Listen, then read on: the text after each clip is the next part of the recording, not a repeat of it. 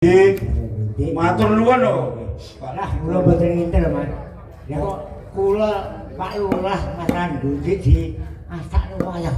Lah wong kula dalange mboten ngerti kok. Lah nggih. Abene niku beto sing 9 meter. Kula kok kaget mudhun mriku. Apa moro-moro nggo klir 14 meter iki. Tujune kok nggone sedeng.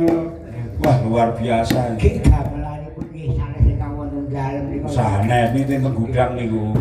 Anu ngersakaken apa? Mboten Mas, sampun kula. Wis duwa dinongo Mas Rupa sukses. Kula awet amin.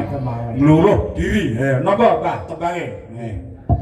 Anu Mas, kalau wau kula Sing nika wau. nggih setunggal wau wong Tirampi. Nggih, terus niki maksudipun bersih desa. oh, ngaten. Menika kula nyuwun dumateng Mbak Uul, soalipun ngaten. Napa? Mbak Uul menika jawabipun putra mantu Kang Mas Mulyo. Ngaten leres.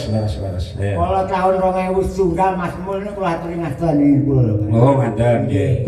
Betul Ben. Ya suarane ul kaya ngapa? Werdine bersih desa puniki. Niki slendro pelok, Pak. Slendro mawon. Slendro, ayo. Oh, mumpung slendro sama cengkek lho. Werdine Nyuwun kakun mboten maca pat tas angel ya. Nggih. Lah napa?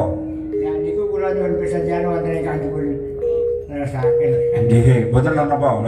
Ayo ul tak tegeske napa? Wong iki gampang kok. Werdine bersih desa puniki. Ayo ul. Ayo suarane. Wardine bersih desa puniki.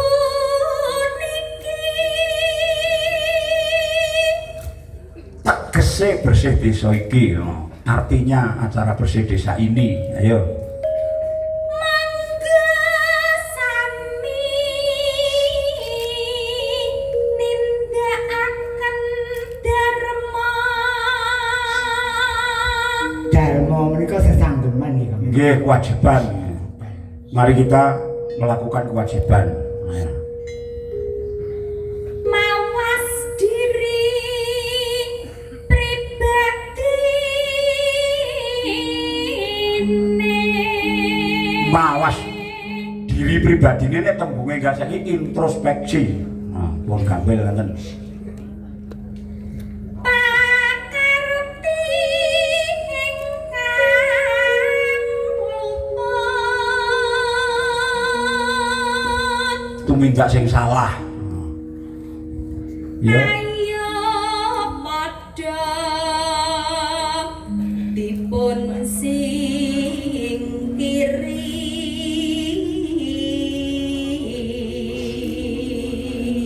Ya mari kita singkiri. Tumindak sing salah kuwi. Ya. Elingo hukum karma. Lu jauh Mas Durbo. Dalam Kula rumiyin nate dipun dawuh Mas Mantap. nggih. Ya hukum menika nika pemangku Pak Mantap wonten 3. Nggih. Hukum karma, hukum negara kalian hukum adat. Napa lek sampeyan? Nggih, niku saking para kina nggih ngeten hukum karma, hukum dharma, hukum adat kalih hukum tumindak niku lho Pak, hukum. Nek hukum negara niku iso diserangani, nggih ta? Nek hukum kodrat iso diwiradati. Contone panase srengenge, nek ben ora kepanasan dialing-alingi payung niku mboten panas.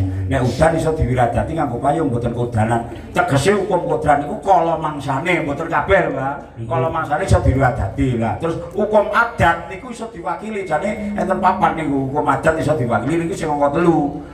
Nyatane nek enek sesajen sing ingkung kebo iso diwakili karo tuntut gedang dikoki sungu niku saged.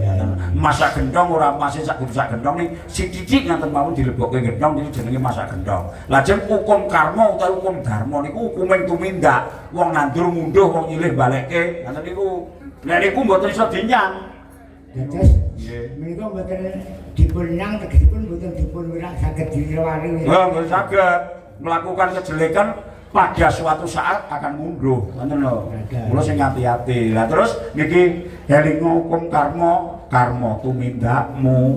Ngono to, Ul? Hati-hati ling kawasa, ngoten lho. Takut dengan adiling sing gawe urip. Terus ayo ul nomor 9 dimen Timen rahayu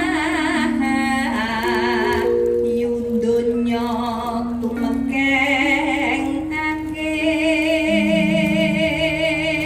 biar selamat dunia akhirat. Ngoten. Yo. antuk singkang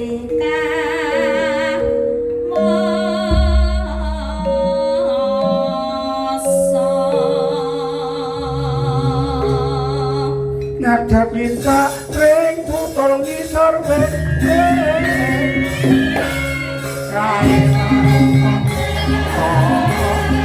aku